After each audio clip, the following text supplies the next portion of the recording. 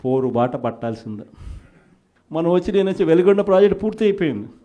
2 టన్నెళ్లలో నేను ప్రయాణం చేసి ఈ పక్క నుంచి ఆ పక్కకు 2 టన్నెళ్ళు పూర్తి అయిపోయినట్టుగా జాతికి కూడా అంకితం కూడా చేశాం. 2 టన్నెళ్ళు పూర్తి అయిపోయినాయి.